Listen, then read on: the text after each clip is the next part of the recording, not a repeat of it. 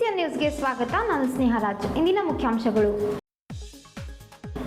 ಚಾಕು ಇರಿದು ಹಲ್ಲೆ ಘಟನೆ ನಡೆದ 24 ಗಂಟೆಯೊಳಗೆ ಕಿಡಿಗೇಡಿಗಳ ಬಂಧಿಸಿದ ಪೊಲೀಸರು. ಈ ಕಾರ್ಯಕ್ಕೆ ಮೆಚ್ಚುಗೆ ವ್ಯಕ್ತಪಡಿಸಿದ ಪ್ರದೀಪ್ ಗುಂಟೆ. ಸಾರ್ವಜನಿಕರಲ್ಲಿ ಗೊಂದಲ ಸೃಷ್ಟಿಸಿದ ಭಗವಂತ್ ಖೂಬಾ. ಖಂಡನೆ ಸೋಮನಾಥ್ ಮುಧೋಳ್. ಮರ್ಕಲ್ ಗ್ರಾಮ ಪಂಚಾಯತ್ 41 ತಿಂಗಳ ಅವಧಿಯಲ್ಲಿ 5 ಕೋಟಿ ರೂಪಾಯಿಗಿಂತ ಹೆಚ್ಚಿನ ಅವ್ಯವಹಾರ ಎಸಗಿದ PDO ವಜಾಕ್ಕೆ ಒತ್ತಾಯ. ಬಸವ ಕಲ್ಯಾಣ ಕಲ್ಲಿನಲ್ಲಿ ಕೆತ್ತಿದ ನಾಗಸರ್ಪ ವಿಗ್ರಹ ಶಿವಲಿಂಗ ಪತ್ತೆ, ಗ್ರಾಮಸ್ಥರಲ್ಲಿ ಕುತೂಹಲ. ಭಗವಂತ್ ಖೂಬಾ ಅವಾಚ್ಯ ಪದಗಳಿಂದ ಖಂಡನೆ, ಕ್ಷಮೆ ಯಾಚನೆಗೆ ಒತ್ತಾಯ.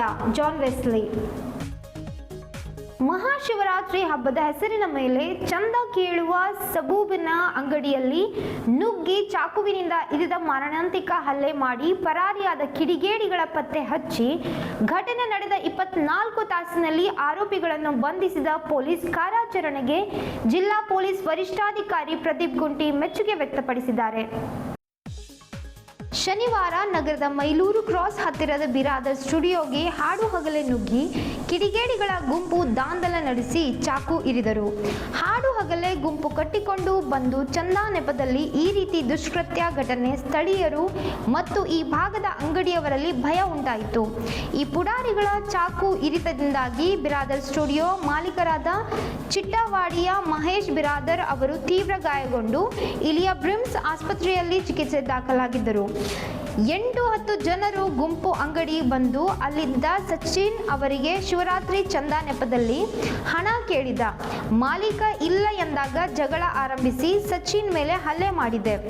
ಜಗಳ ಬಿಡಿಸಲು ಬಂದ ವಿಷ್ಣುಗೂ ಥಳಿಸಿದೆ. ವಿಷಯ ಗೊತ್ತಾಗಿ ಸ್ಥಳಕ್ಕೆ ಬಂದ ಮಹೇಶ್ ಮೇಲೂ ಈ ಭೂಪರ ದಂಡು ಮುಗಿಬಿದ್ದು ಚಾಕು ಇರಿದು ಓಡಿ ಹೋಗಿದ್ದು, ಈ ಸುದ್ದಿ ತಿಳಿದ ಕೂಡಲೇ ಸ್ಥಳಕ್ಕೆ ಗಾಂಧಿಗಂಜ್ ಪೊಲೀಸ್ ಇನ್ಸ್ಪೆಕ್ಟರ್ ಆನಂದರಾವ್ ಭೇಟಿ ನೀಡಿ ಪರಿಶೀಲಿಸಿದರು. ತಕ್ಷಣ ಕಾರ್ಯಪ್ರವೃತ್ತರಾಗಿ ಕೃತ್ಯ ಎಸಗಿದ ವಿದ್ಯಾನಗರದ ನರೇಂದ್ರ, ಕೃಷ್ಣ, ಕಿರಣ್, ನಿಖಿಲ್ಗೆ ಬಂಧಿಸಿದ್ದಾರೆ. ಇನ್ನುಳಿದವರ ಬಂಧನೆಗೆ ಶೋಧನೆ ನಡೆಸಿದ್ದಾರೆ. ಗಾಂಧಿಗಂಜ್ ಪೊಲೀಸರು ಪ್ರಕರಣ ದಾಖಲಿಸಿಕೊಂಡ 24 ತಾಸಿನೊಳಗೆ ಪ್ರಮುಖ ಆರೋಪಿ ಸೇರಿ 4 ಬಂಧಿಸಿದ್ದ ಪೊಲೀಸರು ಈ ಕಾರ್ಯಕ್ಕೆ SP ಮೆಚ್ಚುಗೆ ವ್ಯಕ್ತಪಡಿಸಿದ್ದಾರೆ.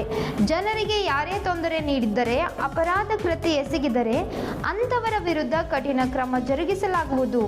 ಈ ತರಹದ ಕೃತ್ಯದಲ್ಲಿ ಪದೇ ಪದೇ ಭಾಗಿಯಾದವರ ಮೇಲೆ ರೌಡಿ ಶೀಟರ್ ಓಪನ್ ಮಾಡಲಾಗುವುದು ಎಂದು ಎಚ್ಚರಿಸಿದ್ದಾರೆ.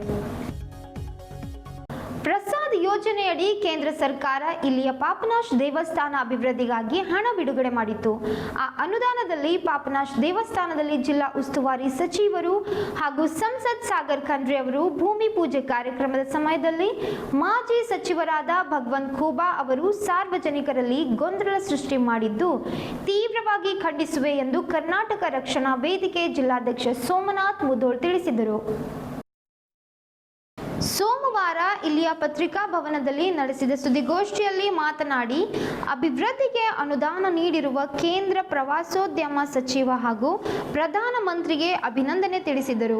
ಈ ಹಿಂದೆ 10 ವರ್ಷ ಸಂಸದರಾಗಿದ್ದ ಕೇಂದ್ರ ಸಚಿವರಾಗಿದ್ದ ತಾವು ಜಿಲ್ಲೆಯಲ್ಲಿನ 15 ರೈಲ್ವೆ ನಿಲ್ದಾಣಗಳ ಪೈಕಿ ಕೇವಲ 1 ರೈಲ್ವೆ ನಿಲ್ದಾಣದ ಹೊರಭಾಗದಲ್ಲಿ ಪೊಲೀಸ್ ಠಾಣೆ ಇದೆ.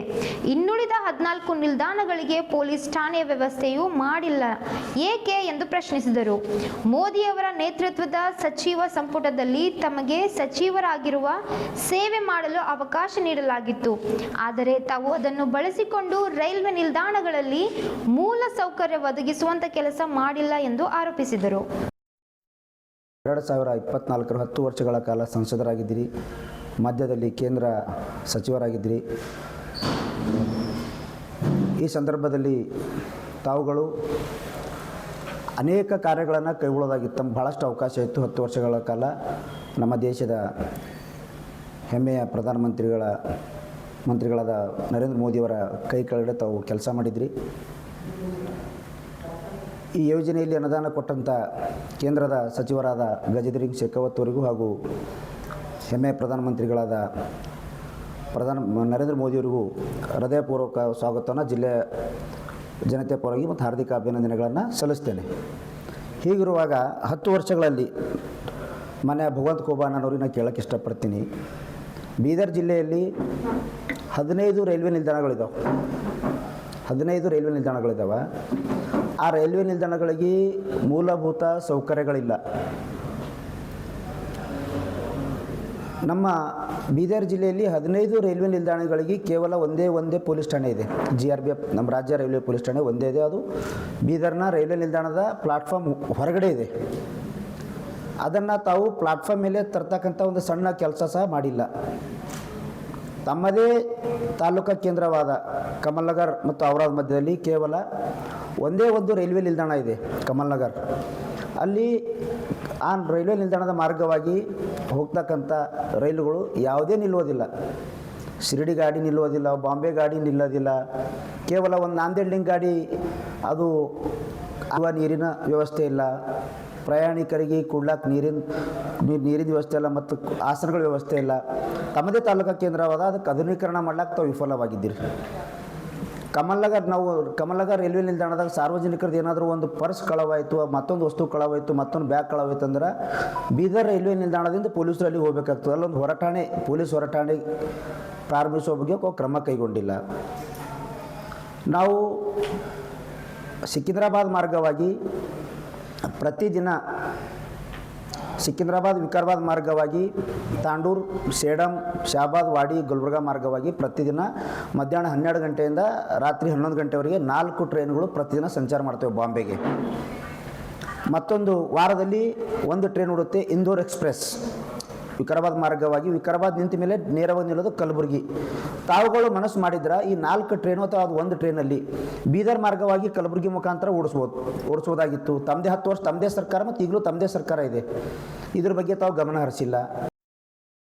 ಬೀದರ್ ತಾಲೂಕಿನ ಮರ್ಕಲ್ ಗ್ರಾಮ ಪಂಚಾಯತ್ ಅಭಿವೃದ್ಧಿ ಅಧಿಕಾರಿ ಉಮೇಶ್ ಜಾಬಾ 41 ತಿಂಗಳ ಅವಧಿಯಲ್ಲಿ 5 ಕೋಟಿಗಿಂತ ಹೆಚ್ಚಿನ ಹಣದ ಅವ್ಯವಹಾರ ಎಸಗಿದ ಅವರನ್ನು ಸೇವೆಯಿಂದ ವಜಾಕ್ಕೆ ಮಾಜಿ ಗ್ರಾಮ ಪಂಚಾಯತ್ ಸದಸ್ಯ ದಿಗಂಬರ್, ಸುಧಾಕರ್, ಪ್ರಕಾಶ್ ಪಂಡಾರಿ ಒತ್ತಾಯಿಸಿದ್ದಾರೆ.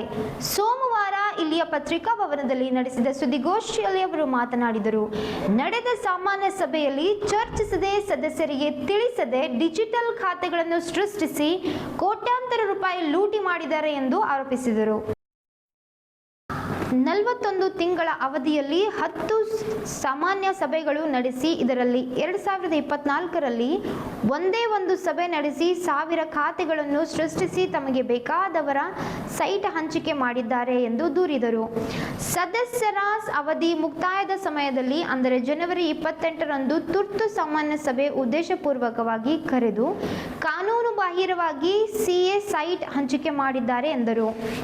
PDO ಅವರ ಅವ್ಯವಹಾರದ ಬಗ್ಗೆ ಸದಸ್ಯರು, ಅಧ್ಯಕ್ಷರು ಹಲವು ಸಾರಿ ಜಿಲ್ಲಾ ಪಂಚಾಯತ್ ಮುಖ್ಯ ಕಾರ್ಯನಿರ್ವಾಹಕ ಅಧಿಕಾರಿಗಳಿಗೆ ಮನವಿ ಪತ್ರ ಸಲ್ಲಿಸಿದರೂ ಅವರು ತಪ್ಪಿತಸ್ಥರ ವಿರುದ್ಧ ಕ್ರಮ ಕೈಗೊಂಡಿಲ್ಲ ಎಂದು ದೂರಿದರು. ಕೋಟ್ಯಾಂತರ ರೂಪಾಯಿ ಅವ್ಯವಹಾರ ಮಾಡಿದ್ದ PDO ವಿರುದ್ಧ ತನಿಖೆ ನಡೆಸಿ ಸೇವೆಯಿಂದ ವಜಾಗೊಳಿಸಬೇಕು ಎಂದು ಒತ್ತಾಯಿಸಿದ್ದಾರೆ. ಈ ಸಭೆಯನ್ನು ಕರೆಯಬೇಕಾದ್ರೆ ಮೊದಲು ಪತ್ರಿಕೆಗೋಷ್ಠಿಯನ್ನು ಮಾಡಬೇಕು, ಪತ್ರಿಕೆ ಪ್ರಕಟಣೆ ಮಾಡಬೇಕು. ಅದು ಯಾವುದೇ ಮಾಡಲಿಲ್ಲ ಅವರು. ಮಾಡದೇನೆ, ಯಾಕಂತಂದರೆ ತರಾತುರಿಯಲ್ಲಿ ಈ 31ಕ್ಕೆ ಜನವರಿ 31ಕ್ಕೆ ನಮ್ಮ ಸದಸ್ಯರ ಅವಧಿಗಳನ್ನು ಮುಗಿಯುವ ಸಮಯದಲ್ಲಿ ಉದ್ದೇಶಪೂರ್ವಕವಾಗಿ ಅವರು ಕರೆದು ಸೈಟ್ಗಳನ್ನು ಮಾರಿದ್ದಾರೆ. ಅದೇ ರೀತಿಯಲ್ಲಿ ಮತ್ತೆ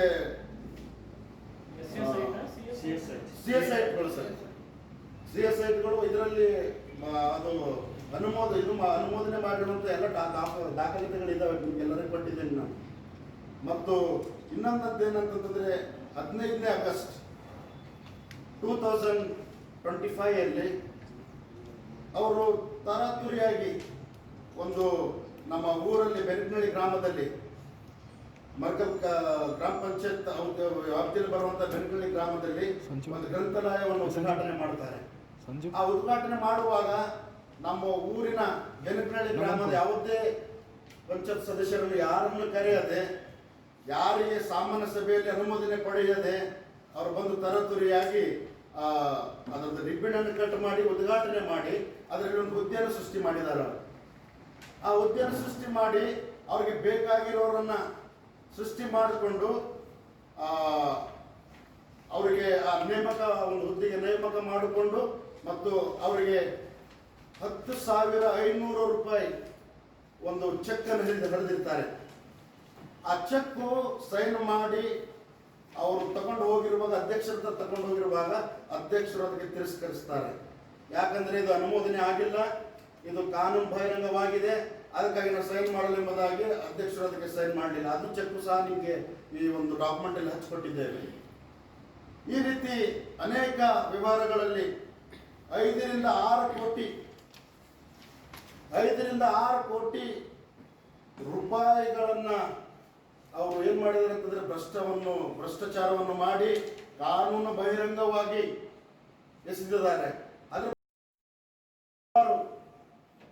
CS ಅವರಿಗೆ, CO ಅವರಿಗೆ ಹಲವಾರು ಅರ್ಜಿಗಳನ್ನು ಕೊಟ್ಟಿದ್ದೇವೆ. ಅವರಿಗೆ ಪರಿಶೀಲನೆ ಮಾಡಿ ಯಾವುದಾದ್ರು ಒಂದು ಆಕ್ಷನ್ ಮಾಡ್ರಿ ಅಂತಂದ್ರೆ ಸತತವಾಗಿ 3 ರಿಂದ 4 ದಿವಸ ಪಂಚಾಯತ್ನಲ್ಲಿ ಪರಿಶೀಲನೆ ಮಾಡಿದ್ದಾರೆ. ಮಾಡಿ ಏನ್ ಕ್ರಮ ತಗೊಂಡಿದ್ದಾರೋ ಅವ್ರಿಗೆ ಗೊತ್ತು. ನಾವು ಯಾರಾದ್ರೂ ಕೇಳಕ್ ಹೋದ್ರೆ ನಮ್ಗೆ ಯಾರು ಏನು ಹೇಳ್ತಾ ಇಲ್ಲ.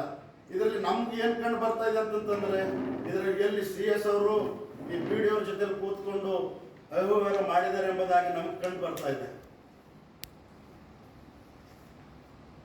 ಅದಕ್ಕಾಗಿ ನಮ್ಮ ಮಾಧ್ಯಮದಲ್ಲಿ ನಮ್ಮ ಪತ್ರಿಕೆ ಪ್ರಕಟಣೆ ಮಾಡುವ ಉದ್ದೇಶವೇನಂತಂದ್ರೆ ನಿಮ್ಮ ಮುಖಾಂತರ ಈ ದನಿಯನ್ನು ಎತ್ತಿ ಇದಕ್ಕೆ ಒಂದು ಸಲಹೆಗಳನ್ನು ಮಾಡಿಕೊಡ್ಬೇಕೆಂಬುದಾಗಿ ನಿಮ್ಮನ್ನು ಕೇಳಿಕೊಳ್ಳುತ್ತೇವೆ. ಲಕ್ಕುಂಡಿಯಲ್ಲಿ ಐತಿಹಾಸಿಕ ಶಿಲೆಗಳು ಪತ್ತೆಯಾದ ಬೆನ್ನಲ್ಲೇ ಬೀದರ್ನಲ್ಲೂ ಶಿಲೆಗಳು ಪತ್ತೆಯಾಗಿರುವುದು ಗ್ರಾಮಸ್ಥರಲ್ಲಿ ಕುತೂಹಲ ಮೂಡಿಸಿದೆ. ಸ್ವಚ್ಛತೆ ವೇಳೆಯಲ್ಲಿ ಶಿಲಾಶಾಸನ ಶಿಲ್ಪಕಲೆಗಳು ಪತ್ತೆಯಾಗಿರುವುದು ಗ್ರಾಮಸ್ಥರಲ್ಲಿ ಕುತೂಹಲ ಮೂಡಿಸಿದೆ. ಬಸವಕಲ್ಯಾಣ ತಾಲೂಕಿನ ನಾರಾಯಣಪುರ ಗ್ರಾಮದಲ್ಲಿ ಶಿಲಾಶಾಸನ ಪತ್ತೆಯಾಗಿವೆ. ಭವಾನಿ ದೇಗುಲದ ಹಿಂಭಾಗದಲ್ಲಿ ಸ್ವಚ್ಛತೆ ಮಾಡುವಾಗ ಶಿವಲಿಂಗ, ನಾಗಸರ್ಪ ಶಿಲಾ ಶಾಸನ ಪತ್ತೆಯಾಗಿವೆ. ಮಣ್ಣಿನಲ್ಲಿ ಹುದುಗಿದ ಪುರಾತನ ಕುರುಹುಗಳ ಪತ್ತೆ ಹಿನ್ನೆಲೆ ಗ್ರಾಮಸ್ಥರಲ್ಲಿ ಭಾರಿ ಕುತೂಹಲ ಉಂಟಾಗಿದೆ. 5 ಅಡಿಯ ನಾಗರ, ಶಿವಲಿಂಗ, ಶಿಲಾಶಾಸನ ಹಾಗೂ ಸರ್ಪ ಶಿಲ್ಪಕಲೆಗಳು ಪತ್ತೆಯಾಗಿವೆ. ಕಲ್ಲಿನಲ್ಲಿ ಕೆತ್ತಲಾದ 5 ಅಡಿಯ ನಾಗಸರ್ಪದ ವಿಗ್ರಹದ ಜೊತೆಗೆ ಪುರಾತನ ಶಿವಲಿಂಗ ಕೂಡ ಪತ್ತೆಯಾಗಿದೆ.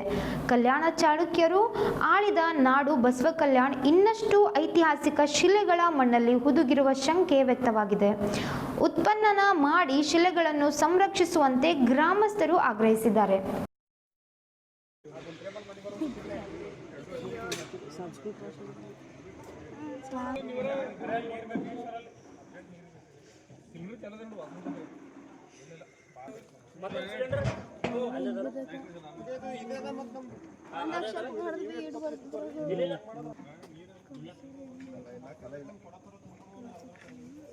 ಮೋಟರ್ ಚಾಲು ಮಾಡ್ಬೇಕಿಲ್ದ್ರ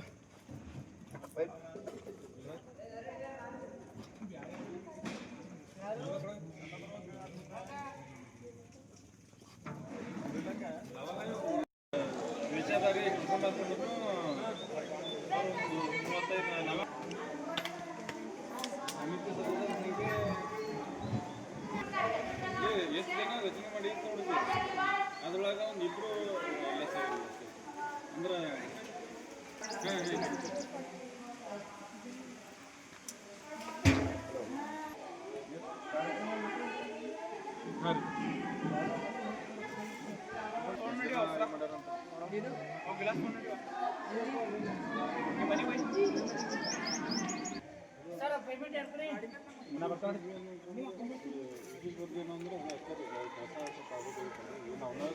ಕೆಲಸ ಮಾಡಿದ್ವಿ. ಇವಾಗಂತೂ ಎಲ್ಲನೂ ಸರಿಯಾಗಿದ್ರಿ ಅಮೌಂಟ್, ಆದ್ರೆ ಇನ್ನೊಂದು ಸ್ವಲ್ಪ ಸಂಖ್ಯೆ ಸೇರಬೇಕಾಗಿತ್ತು. ನಮ್ಮ ಊಟ ಫುಲ್ಲಿಂದ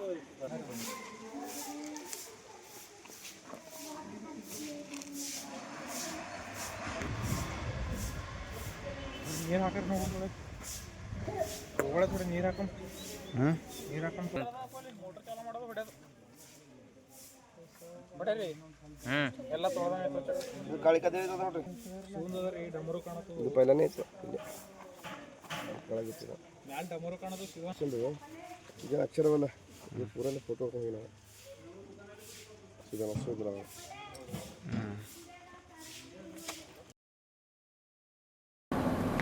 ಮಾಜಿ ಕೇಂದ್ರ ಸಚಿವ ಭಗವಂತ್ ಖೂಬಾ ಅವರು ಜಿಲ್ಲಾ ಉಸ್ತುವಾರಿ ಸಚಿವ ಈಶ್ವರ್ ಖಂಡ್ರೆ ವಿರುದ್ಧ ಅವಾಚ್ಯ ಹಾಗೂ ಅಸಂವಿಧಾನಿಕ ಪದ ಬಳಸಿರುವುದನ್ನು ಕರ್ನಾಟಕ ಪ್ರದೇಶ ಕಾಂಗ್ರೆಸ್ ಸಮಿತಿಯ ಉಪಾಧ್ಯಕ್ಷ ಹಾಗೂ ಕೊಪ್ಪಳ ಜಿಲ್ಲಾ ಉಸ್ತುವಾರಿ ಜಾನ್ ವೆಸ್ಲಿ ತೀವ್ರವಾಗಿ ಖಂಡಿಸಿದ್ದಾರೆ.